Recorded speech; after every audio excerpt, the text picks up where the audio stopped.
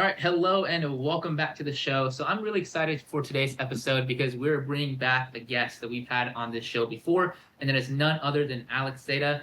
Alex is one of the top real estate agents and team leaders and agency owners based out of the Philippines, and she's built her YouTube channel now to over 16,000 subscribers. So she is one of the top content creators. And in today's episode, we're just going to be catching back up with her after we've had her on our show previously. It's a couple years ago, so she's had a lot of development in her business, especially now focusing on the growth of her team. And we're going to be talking a lot about what it takes for you to transition from an individual agent into becoming a successful team leader, and some of the things that Alex is working on today. So, Alex, welcome back to the show. Super excited to have you join us here today.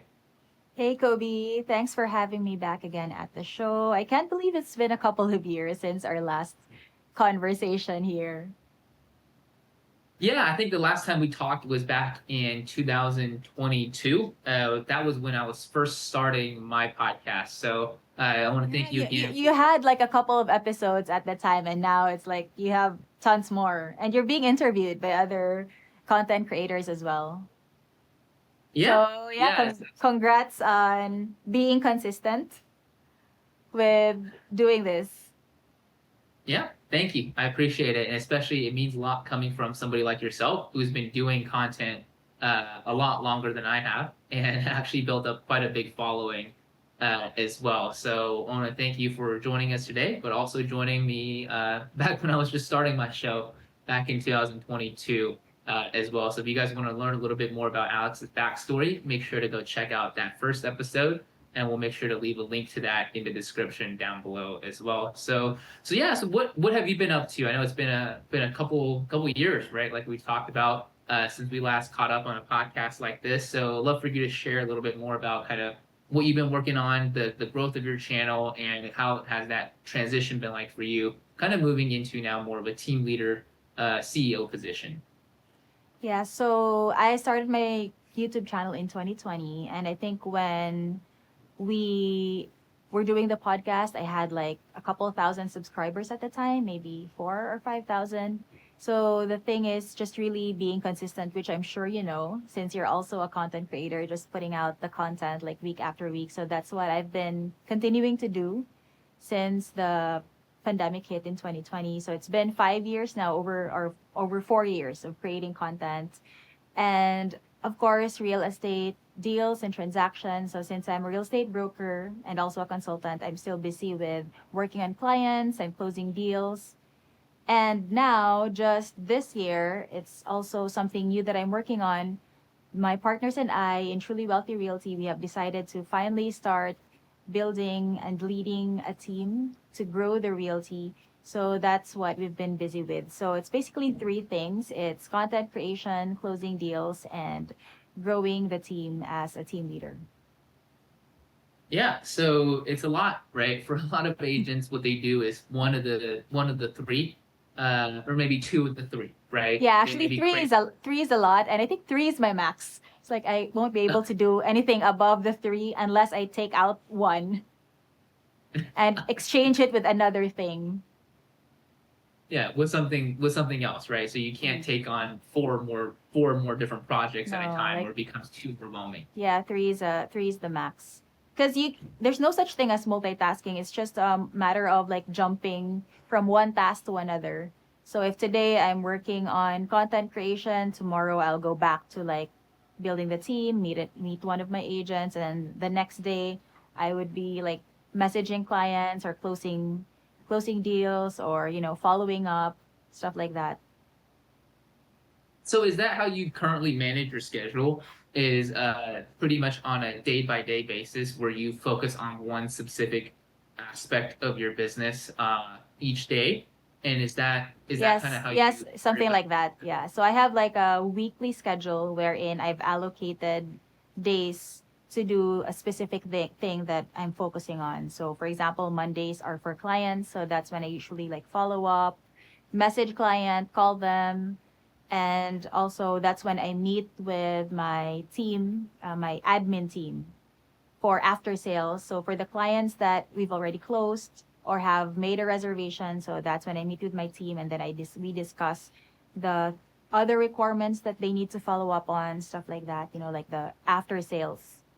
And then usually on Tuesday, continue to follow up. So that's still like a client day. Then Wednesdays for vlogging. So that's why we're here now.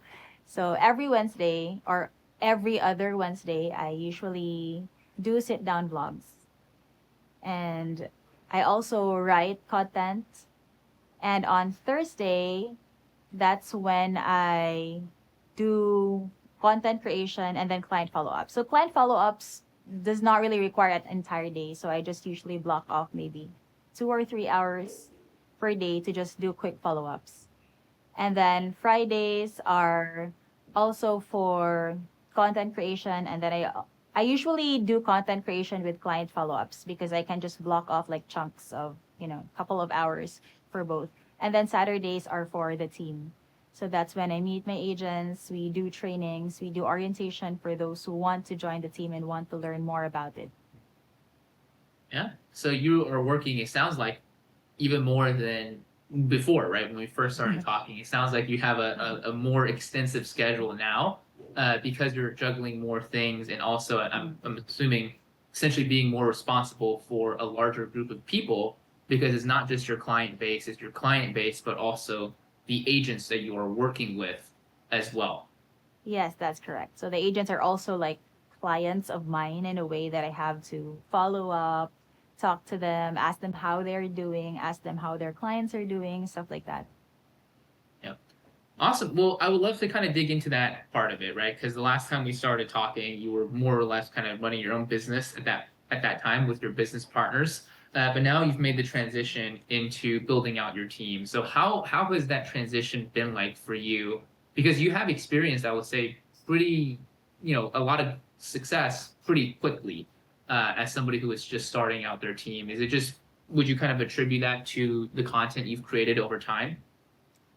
I wouldn't say it was like a quick success since I've been in this industry for more than 10 years already, but it was more of a mindset shift because when I thought about building the team a couple of years ago, I was not yet ready.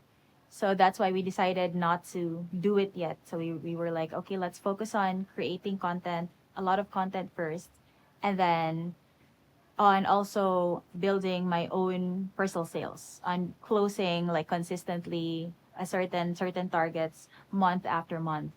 And then after 4 years of doing that, being consistent with content creation, we already have a system for that. We already have a system for sales and marketing as well. We're now consistent with closing and hitting our targets month after month. So we're like, okay, now we are ready to build the team. So when we decided and when we were mentally ready, that's how we were able to, I guess, achieve like be successful at it now that we are working on it as a team as well. So it's not just me, but my partners. So I have two partners in Truly Wealthy, Mitch and Steph. They've been my partners for ever since I started, so over 10 years now. So when I suggested to them that, okay, let's start building the team. So that's because that's the next step in our business. So at first they were hesitant because, when you're selling, when you're working as a real estate broker, there's so much to do. So they were like a bit hesitant to add more to their plates. But eventually they agreed and we worked out like a schedule and what our responsibilities are in building the team, and so far it's been doing well. Yeah. So I'm glad that you brought that point up as well, because I think there's a lot of people who are maybe in a similar position Mhm. where they're thinking of starting a team or starting to build out their brokerage or their agency, but they maybe in a position that you guys were in maybe a couple years ago, right? Well, they're not ready. Yeah. So what has been, I guess, different this time? What have you guys been able to really focus down on to actually grow the team? But I'm assuming now you have more on the back end as far as infrastructure, right? As to help maintain and manage and actually support your agents, so that way they're not just coming to join, but they're actually successful when they do. Yeah, and being supported as well. So also a big factor of it was our husbands helping us, because before when we tried building the team and we were one was already married, two of us were single at the time. We felt like it was too much work for us to do on our own. We had one admin staff at that time, but it was very lacking, because she was more on like the back end support. But now we have more people to help us with the back end and supporting the agents. So we have like an accounting staff and admin staff. I have like an in-house media team, so that's a huge help as well. I have my own assistant, and my husband Jong, he's the one in charge of like the back end, like creating the infrastructure needed, like the accounting infrastructure. Because here in the Philippines, every developer, when you sell pre-selling property, has a different commission structure, so it's not uniform. So that's why there needs to be like an accounting system that can track the commissions collected efficiently, because it takes years also to collect commission if you're dealing with pre-selling. So that's why it needs to, be in a system to avoid errors. So Jong is the one in charge of that, and then Steph's husband as well is the one in charge of building up a website for Truly Wealthy Realty to manage our resale inventory. So there's already a lot of support. That's why we are able to focus on building the team, like on inviting people and on training them, which is also like time consuming as well. So yeah, I Yeah. think you need like desire is not enough. Like you have to have the support that you need and the right back end and the right process in building the team so that it's sustainable and so that it will really grow, because we've already tried before to like we worked so hard to build a team only to lose people because they were not receiving enough support from the realty. Yeah, that's the biggest, I think, roadblock for people who are looking to grow their team as well. As not just the attraction side, but the retention side. Because if Yes. you're not guarding the retention side, then you can attract as many agents as you like, but they're all just going to leave eventually or outgrow the realty or outgrow the company as well. So you guys have figured out the retention side first, and then went out there to essentially go out and start bringing new agents and growing the agent count for your realty and your company. Yes, that's correct. Because before we were only like recruiting and recruiting, the attraction side. And we didn't really set up the retention side first. So what we ended up like spending a lot of money and time and effort to like attract a lot of people, which we were able to do, but we weren't able to retain them. And it's very costly to do that. So that's why before we started recruiting, once we decided to recruit, we set up like the back end for it. It's not like it's not yet done. It's still like a lot of things are still in the process, but it's being worked on. And like before, and we didn't really work on it, and just kind of left it a chance. So now we were more intentional on on setting up the back end because we already knew what needs to be set up. Yeah. Yeah. And then, having experience in the industry yourself will help with that. Obviously, knowing what matters to you, what's important as an agent to help close more deals, attract more clients. Now you can offer the same value to agents that you're bringing on to your company as well. Yes, that's correct.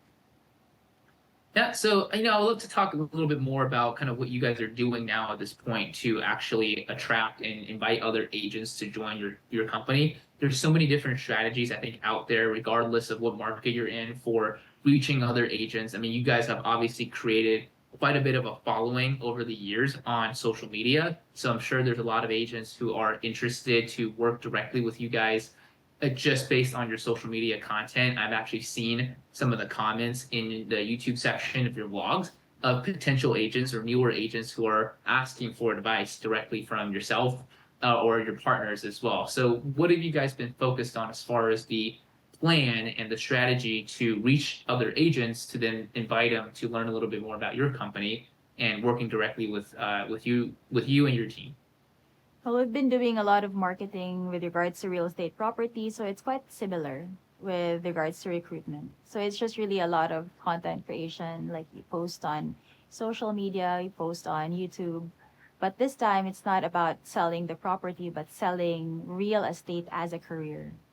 So we post like lifestyle videos about the life that you could have, that you could enjoy if you choose to focus on being a real estate agent and really be serious about having this as a career, because it has really given me like a lot of things. Like I enjoy life right now. I have like time freedom, and you know when you're in your real estate, your income is really dependent on how hard you work. So it could be limitless because it's sales, and there's also a lot of leverage if you decide to like build your own team later on. So the things that I like about real estate, I just create content about that, and so that's how I attract like other people who are interested in trying out real estate as a career. And also, if I have friends that I think might be interested, so I just message them directly, like, hey, you might want to try real estate as a career. Let's meet for coffee, stuff like that. So I was able to invite like a couple of agents that way. Yeah. Yeah, so there's a mix, right? So it kind of we talk about just within like our circles personally. There's two type of strategies to get in front of people, whether that's working with clients or working with directly with agents inside of the industry. There's proactive, which is kind of what you talked about, messaging people directly, reaching out to them, you reaching out directly to them, and then there's reactive, which is the content portion, right? Where you post content and then people come to you. So between the two, have you seen one work better as a strategy, one maybe work more consistently as a strategy than the other, or has they been a pretty good mix as far as helping you bring on new agents to your realty? I think it's a pretty good mix. The difference though is with content creation, it has like more long-term benefits because if you continue to post over the years, you would like get bigger and bigger following, and you would be able to attract more and more people to your team. But you just do the work like one time, or not really one time, but consistently. So with content creation, you get to leverage compared to if you reached out directly. Like if I'm busy now, I'm not able to message someone, then I won't be able to contact anyone. So it has to be always like a proactive approach. Like I have to really do it. But if I shoot a video once and then I just post it there, that video could work for me. So that's why I believe so much in content creation, because I've seen how effective it is like over the years, not just on my business but other businesses as well. Like with the content creators that I follow, I've seen how where they are now versus to where they started.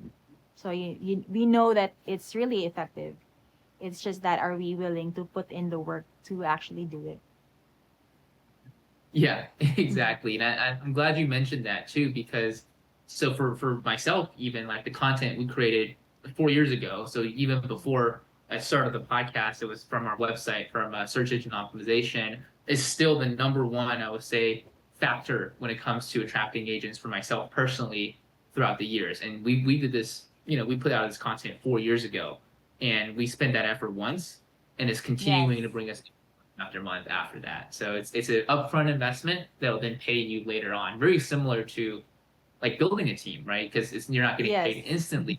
You're getting paid later, like delayed gratification. Yeah, it's the long-term game. So it's just similar to working as a broker or a real estate agent. Like when you work on closing, you get paid up front.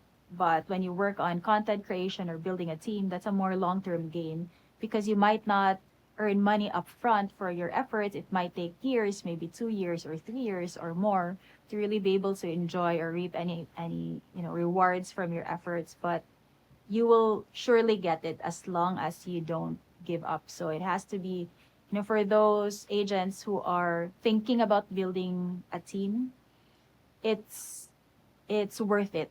It will be worth it in the end, as long as you just keep working at it. But Yeah. just you just need to balance it.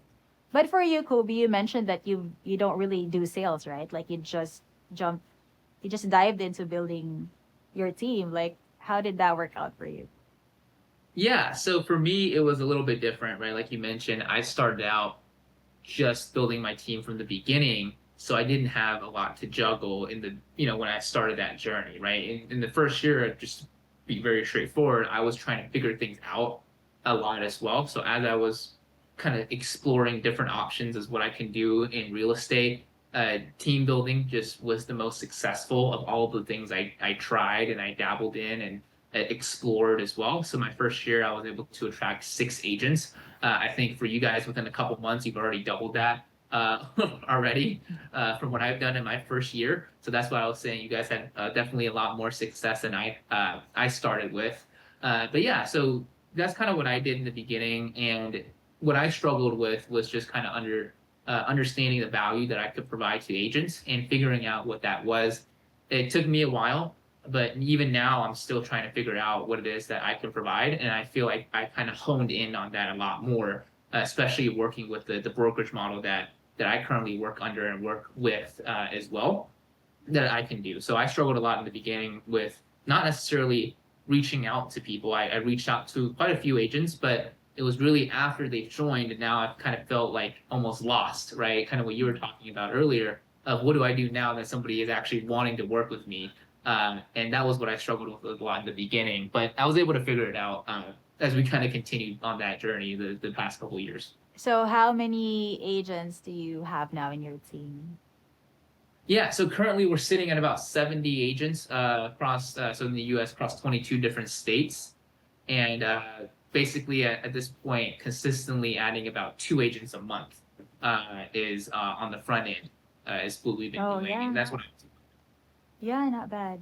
So it did you really target like 2 agents per month, or that's just your realistic number given that you also have to, activate the agents? Because that's what I'm currently considering, like how many agents should I target to add in a week or in a month, considering that, you have to put in work to also activate them.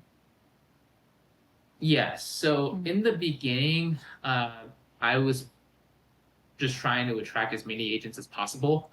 And that first year, it was the opposite, right? Instead of 2 agents a month, it was 1 agent every 2 months. So, or well, for just that first year, right? 6 agents in one year, Mm. that's 1 agent every 2 months. So, what happened then was the content that we created within year one in 2020, that was when it started taking off in 2021. And from that point on, it just averaged out to about 2 agents a month.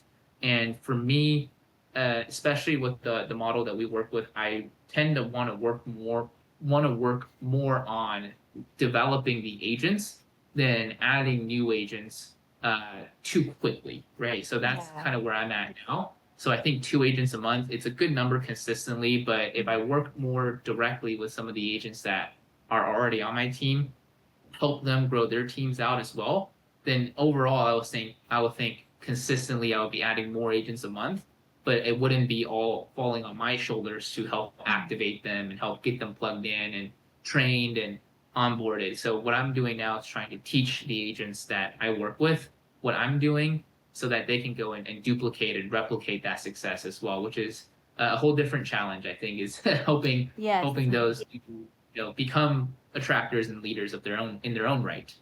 Yeah, activating agents is also like a lot of work and needs a lot of commitment from the leaders. So that's what we also did when we recruited, like when we were still new in the industry and tried to build a team. We were like just inviting everybody, Yeah. and we kind of got, drained after that. Because after you invite, you have to train them, you have to activate them, and then if you keep on inviting, it's just like you're adding more work. So now we are doing it more slowly but more consistently. And also we're looking at the quality of the agents that we are inviting. So we have like a profile that we are focused on. So these are the things that we want our agents to have. So when I look at someone and I check the checklist, I was like, okay, is it a match? So if it's not a match, I don't invite anymore. But if it's a match, then I like reach out, I talk to them, and then I invite them to like the orientation or for coffee. Because it's important that I like, especially since I'm a mom, I have 2 kids, time is limited. And like before, and like you're still single, so you have like all the time to work.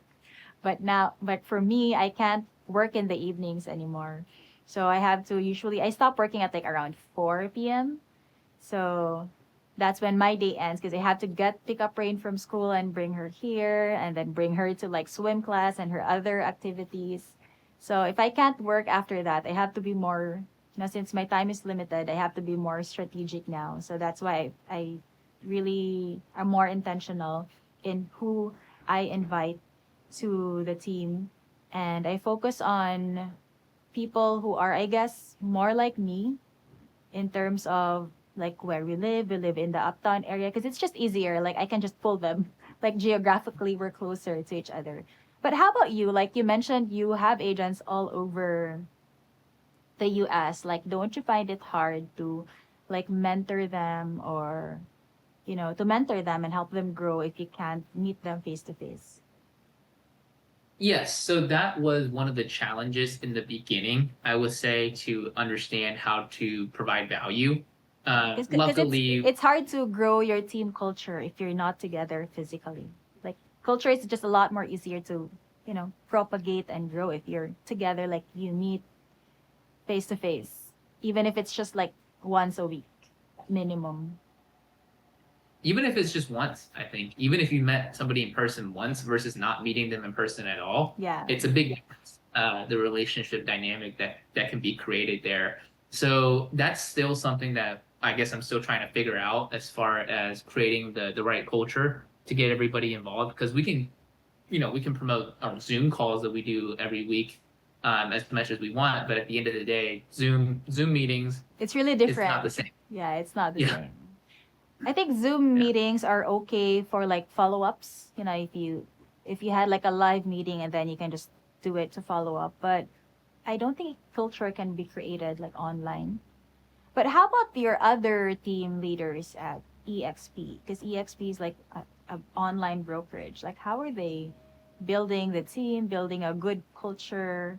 Are they focusing on like recruiting agents in the state where they're at? Like, for example, for me, I'm based in Cagayan de Oro, which is a city in Mindanao here in the Philippines. So I actually have agents who there are agents located in other cities who want to join the team or keep on asking me questions about real estate.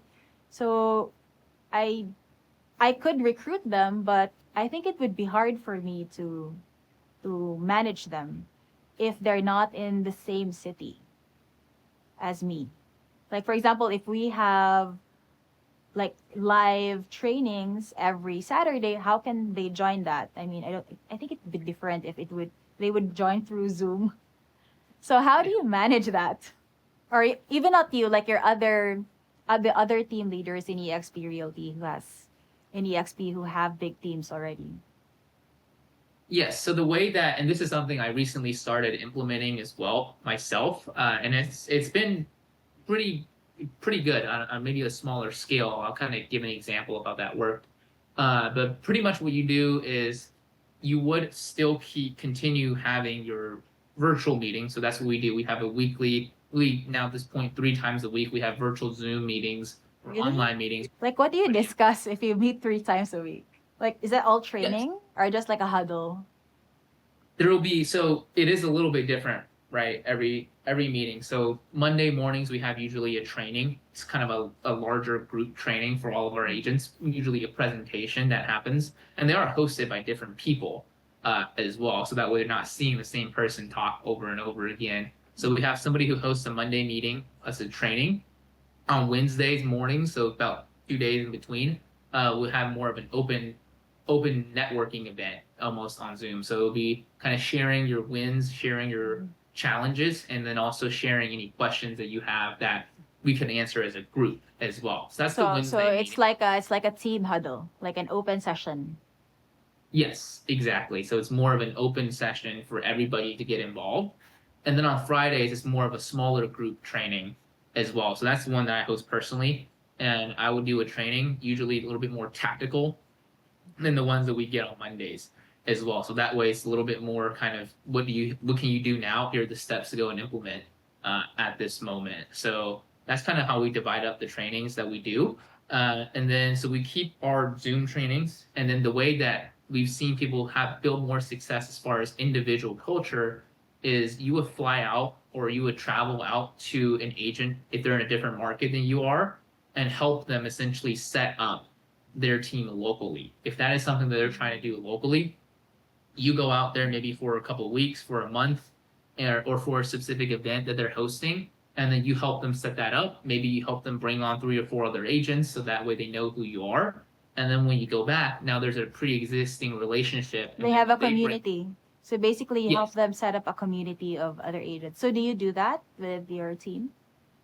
yes. So I went out to Las Vegas I think it was 2 months ago with one of my other agents. We were going together to it was a national, more or less, convention where we were meeting some of his potential agents that he was bringing on.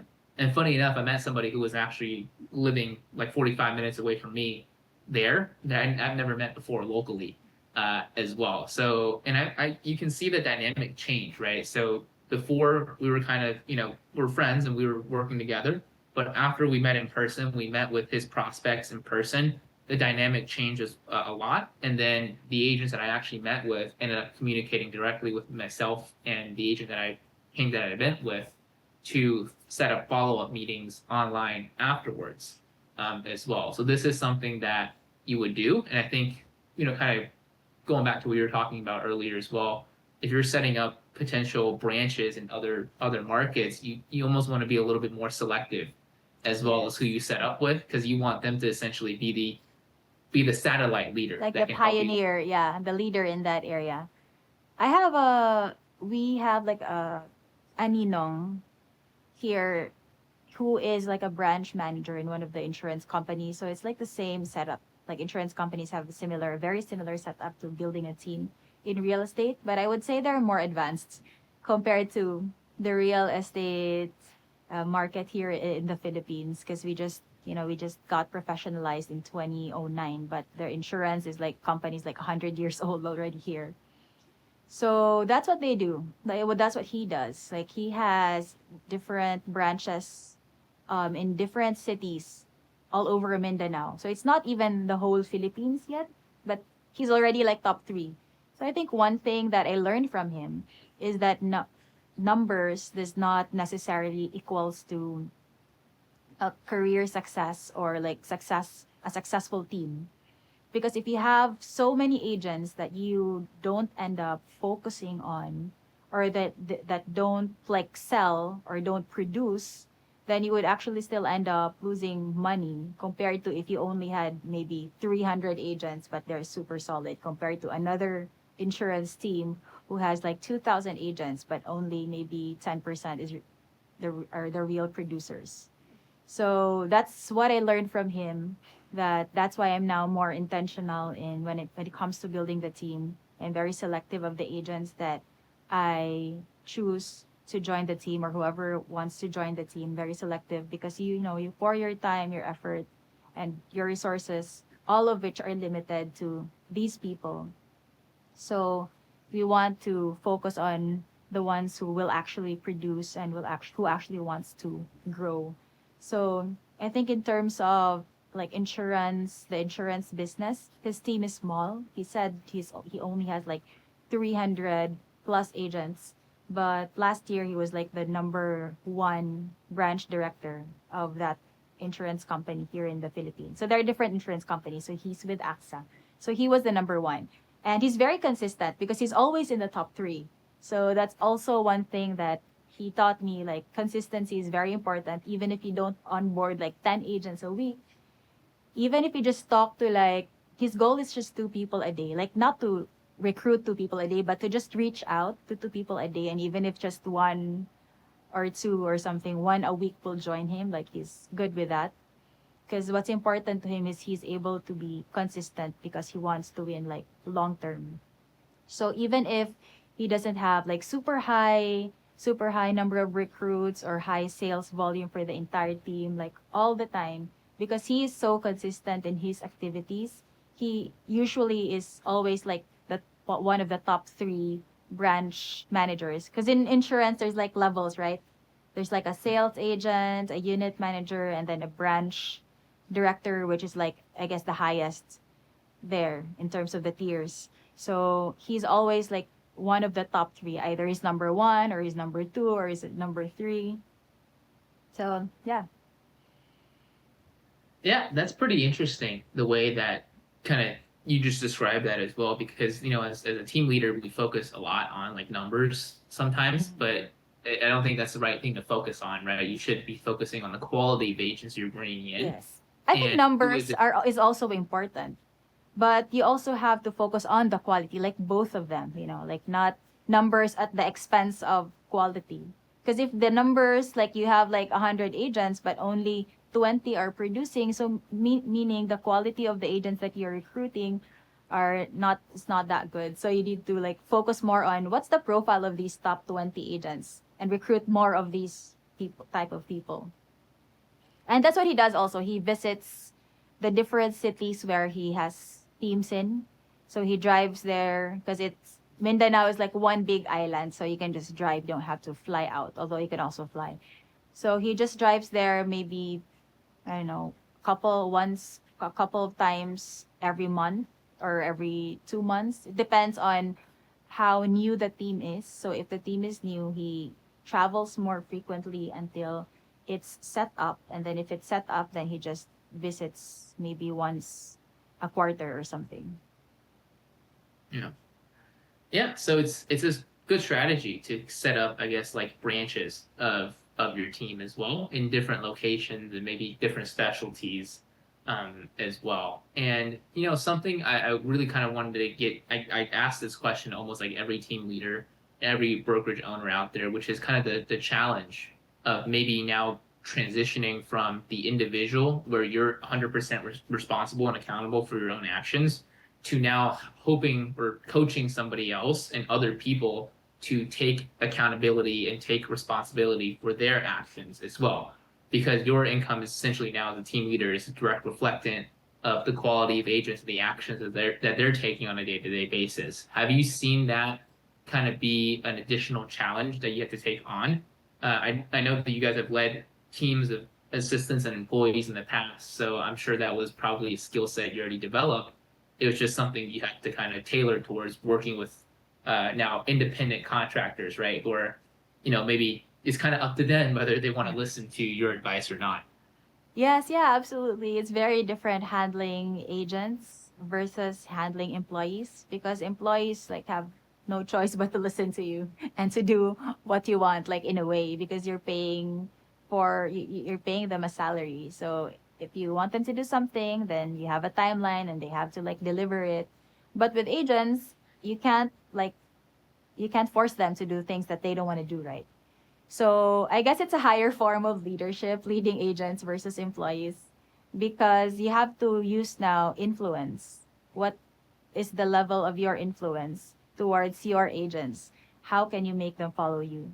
So in order to influence them, you have to build a relationship with them. And that takes time. So that's why I'm recruiting more slowly compared to how we did it like a couple of years ago when we first starting out, because I need to spend time with my team and with my agents in building the relationship, because that's how I can influence them to do what they need to do to be successful in their real estate career. Yeah, it's like a volunteer army, right? That's what I read online before. Because Yeah. everybody's coming in, but it's going to be completely up to them whether or not they want to Yes. perform and take the actions to do so. Yes, correct. So it's up to them whether they will actually do the work or not. But you're already pouring time and resources. So it's up to you as the team leader to really influence them to execute. Yeah, and I think getting down to the motivation, right, of why somebody would want to take and get involved in real estate in the first place is very important. What is their goal? What are they trying to accomplish? And I think understanding that from a basic level will help as far as the influence part and also the motivation part to help somebody take action on their own. Because at the end of the day, with individual agents, I think it's important that they own their actions and they own their goals as well. Because you can tell them what to do, but it's more, I think it makes a bigger impact if they were the ones who really took accountability for the playbook or the daily actions or the time blocks that they've set for themselves, or you've kind of worked together to help them set. Really taking ownership essentially in their career and their business is, I think, the most important part of that. Yes, and It's also a transition that they need to do on their own, at their own timeline. Because when you're a new agent, you don't really feel like you have ownership at first until you actually start doing more real estate activities, until you start closing deals, until you have actual clients to take care of. So it's also a process that every new agent goes through. Yep. Yeah, exactly. So I kind of want to wrap up today just by talking a little bit more about kind of what you're working on at the moment, other than your content, your sales business, and also the team building side of things as well. So before the podcast, before we hopped on, you were talking about a book that you're actually working on as well. I'd love for you to share a little bit about kind of what you foresee and envision the book acting as a tool for your business and why you're taking the time and effort to actually develop and write this book yourself, so that way it becomes an asset for you and your business, and why other agents should consider a strategy very similar to this as well. Yeah, so since I've been creating content since 2020, I've been getting a lot of questions from clients and agents, like the viewers that I have on my channel. I get like a lot of DMs or messages on WhatsApp, email about the different questions that I have about real estate. So I thought, why not write a real estate book where everything is there? Because the questions that most of my viewers ask are like repetitive, and they're usually like the usual questions that I get. So like frequently asked questions. So I was thinking, okay, since I already have all this content, I just want to compile it, make it more comprehensive, and add to it so that if you are thinking of buying a property in the Philippines and you don't know where to start, you can just read this book so that you will be guided on like the step by step process. So it's basically for clients, for buyers, how they can buy property in the Philippines. And there's also a bit about sellers there, how to sell property and the steps to that. Because it's very challenging for especially those who are not based here in the Philippines to buy property because they're not here. So they don't know what to do, and it can be a bit overwhelming, especially for foreign clients, for OFWs, and even for local buyers. Like I have a lot of local clients. They're like, I want to buy this property. Like, what's the first step? So since we do this every day, we already like know the process well. But for those who are not actually in the industry, it can be like a big blur, like I don't know where to start. So my goal for this book is just to really help buyers and sellers and even agents who are beginning. Like if you're a new agent and you're not yet familiar with the process, you can read this book and then you will at least know how to start and also how to help your client. So it contains like the step-by-step process on how to buy property in the Philippines, like what should you look out for, what are the things you should ask, including what's the difference between pre-selling, resale property, common real estate terms, bank financing in the Philippines. So that's one of the most common questions that I get. What is the process to apply for a home loan? How can I be approved? What are the requirements? So stuff like that will all be in the book. And also like the laws here in the Philippines that are relevant, especially for residential property owners. Yeah, it sounds like a very extensive book, right? Like we were talking Yeah. about before the show. You created so much content. It's just compiling it in book form now because you have so much Yes. knowledge on the industry in the Philippines, so that you can actually put it into a book, consolidate it, so that way people who are interested in learning more about the real estate industry, if they're an agent starting out that want to get familiar with the laws and the rules and the industry intricacies, this is going to be a great resource for them, and also potential buyers and sellers as well, to understand the process more and to really have a good understanding of how the transaction process works and also the industry as a whole. So I think for a lot of people, right, getting to that point, if you're a content creator, if you're an influencer in the industry, if you are successful in any way, you get to a certain point where you just almost have to write a book. I've seen this pretty much across the board. You So have to it's you fun. have to write a book. And also when I was doing my research, I realized there's no such book yet here in the Philippines, like about real estate in this context. Like the actual practice of buying property, there's no book about that. So hopefully it will have a market since I don't have any competition yet. Yeah, and that's what I think that's really unique, because you guys have done a lot of things where you're first to market. Essentially, you're looking at things differently than other agents and brokers in the industry. And the fact that there is no book at all like this in the industry, I think there will be a market for it, right? If you're getting a lot of questions about it, that means people are asking for it. So I think it's going to be a pretty good resource for anybody looking for more information on that as well. So for our viewers and our listeners out there, so how can they sign up if they wanted to have a copy of this book when it does come out, when you guys are finished packaging it and writing it? Because you guys are taking, I'm guessing, pre-registration, right, for anyone who's interested at the moment. Yeah, so for now, I have a Google form that you can just click and then write your name, your email address, and like contact info there so that once the book is out, I can update you. Because we're still working on the landing page, so it's Google Forms for now.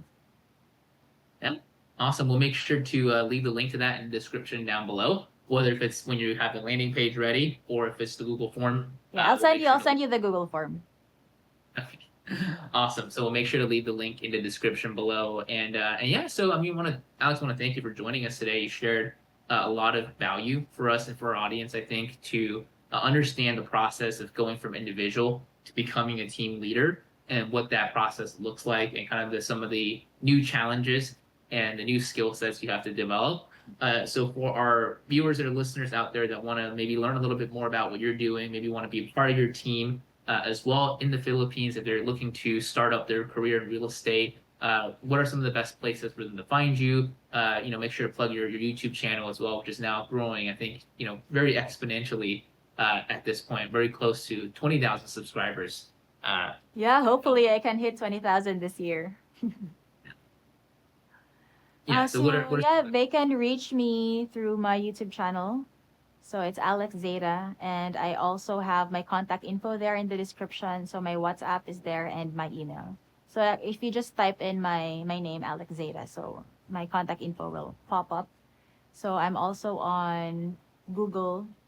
So my contact info is also there because my clients leave me Google reviews, so you can check that out as well. Awesome. Yeah, we will make sure to leave the links to your channel in the description down below as well. And it's awesome that you guys are taking advantage of Google reviews. It's not something that even all the agents here in the US. I know, I know. Or like, actually, I've been wanting to like have this like review structure for my clients. And before, I was asking them to review my Facebook, but I don't know. My husband was the one who suggested because I was listening to this podcast, and then the podcaster I was listening to was like, you need to have like a review system because that will give you credibility. And when you have tons of clients, it's not really hard to ask for a review, right? Especially if they're happy with your work.